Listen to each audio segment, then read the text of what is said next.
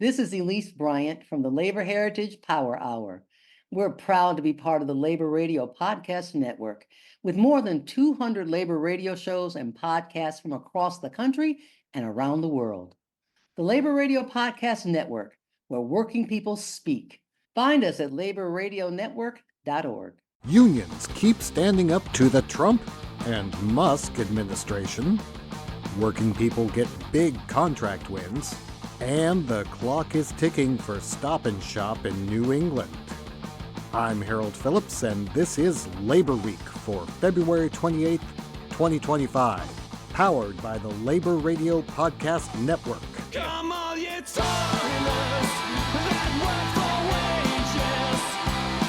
Come from every land, trying to fight and bend in one union, ran them for the workers.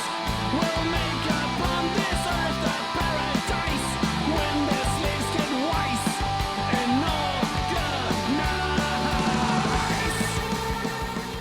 Welcome to another episode of Labor Week, featuring a roundup of the top worker and organized labor news from the past week.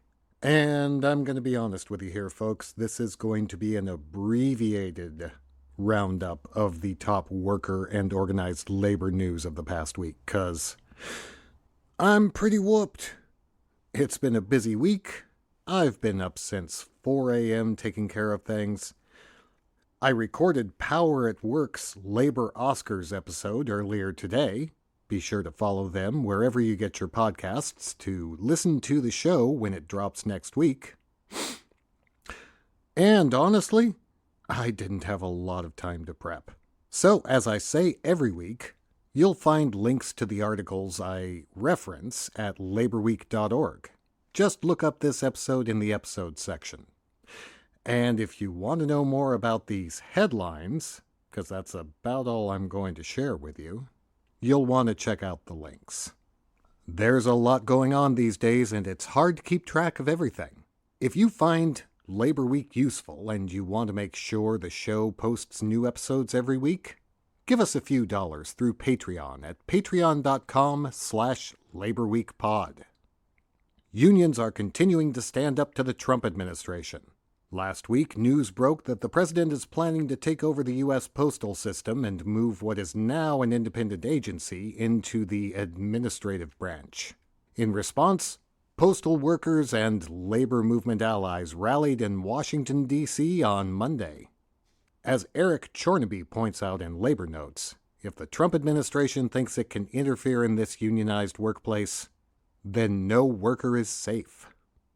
Tuesdays saw labor leaders and organizers representing hundreds of thousands of higher education and allied workers rally in the nation's capital to expose the decimating impacts of Trump and unelected billionaire Elon Musk's cuts to research and higher education funding. Unions also continued to take the Trump administration to court this week. On Tuesday, the American Federation of Teachers and other organizations filed a suit to stop the Department of Education from denying federal funding to any school or college that considers race in hiring, discipline policy, scholarships, prizes, or any other aspect of campus life. Then, on Wednesday, the United Farm Workers and California residents sued the U.S. Department of Homeland Security and U.S. Customs and Border Protection for violating the Bill of Rights protection against unreasonable searches and seizures and guarantee of due process.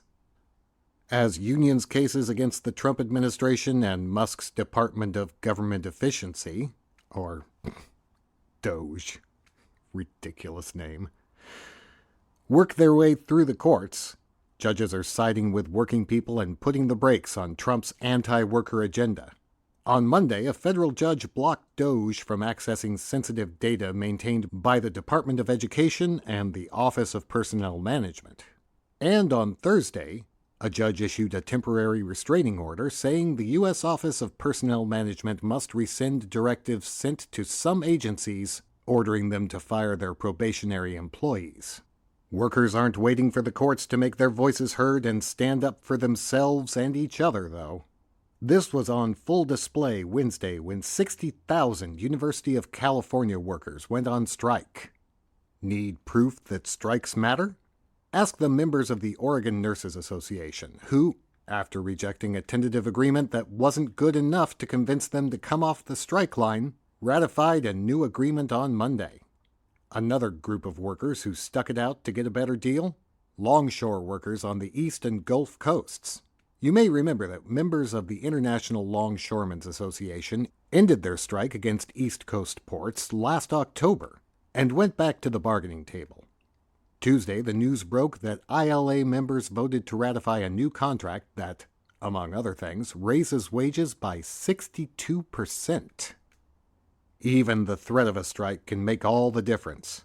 Just ask the auto workers at Rolls-Royce, who reached a tentative agreement with that company hours ahead of their contract's expiration on Wednesday, after they authorized their UAW negotiators to call a strike if necessary.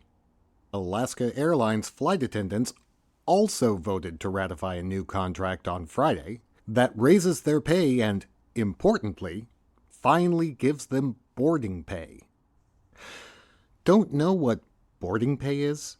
Check the link on this episode's page at laborweek.org for an article that explains why flight attendants often aren't paid until the plane doors close. Now let's take a look at some of the stories we're going to want to keep an eye on in the coming weeks. Last week, restaurant workers at St. Anselm in Washington, D.C. voted to unionize with Unite Here Local 25. St. Anselm is the first of 3 Star Restaurant Group establishments to hold their union elections. Workers at Pasties are voting as I record this on Friday, February 28th. And workers at the Le Diplomat restaurant will vote next Thursday, March 13th. And the clock is ticking for Stop & Shop. The New England grocery store chain has until midnight tonight, February 28th, to come to an agreement with Teamsters Local 25. If an agreement isn't reached, the Teamsters have said they'll picket every Stop & Shop store in New England. And the United Food and Commercial Workers, which represents 30,000 Stop & Shop workers in the region, has said it'll honor their picket line. Before we go, let's take a look at some of the events in labor history that occurred over the past week. February 25th marked the beginning of the Patterson Silk Strike in 1913. On February 27th, 1939, the U.S. Supreme Court ruled that sit-down strikes are illegal. And on February 27th, we celebrated the birth of Nobel Prize-winning novelist John Steinbeck in 1902. Among Steinbeck's novels dealing with working-class issues was In Dubious Battle. I talk a little bit about the film adaptation of that book on Power at Work's Labor Oscars episode, which will drop next week. Be sure to subscribe to Power at Work wherever you get your podcasts to hear what I say about it, and about host Seth Harris's least favorite labor film. And that's Labor Week for February 28th, 2025. Was there a story missing from my top labor news roundup? Or do you want to just email me and tell me to get my act together so I can do a full show? Let me know at news@laborweek.org. Follow Labor Week on Blue Sky, Facebook, and Twitter @LaborWeek for the latest updates throughout the week. Want to make sure you can hear Labor Week every week? Support us on Patreon at patreon.com/LaborWeekPod. As always, you'll find links to the articles I referenced in this edition of Labor Week at laborweek.org. Just look up the episode in the episodes list. Labor Week is produced and edited by me, Harold Phillips, under a SAG-AFTRA Micropod Agreement. We're a proud member of the Labor Radio Podcast Network. Find more labor radio shows and podcasts, and more about the network, at laborradionetwork.org. Our music is from Batitudes, Joe Hill Punk Exposure. Find out more about Batitudes at facebook.com/Batitudes.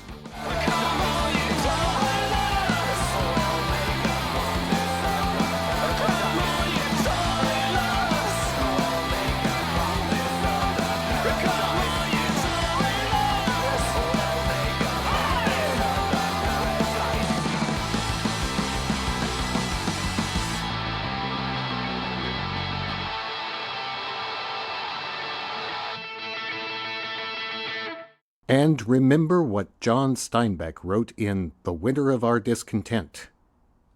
It's so much darker when a light goes out than it would have been if it had never shone. Keep being that light, brothers, sisters, and siblings. I'll see you soon.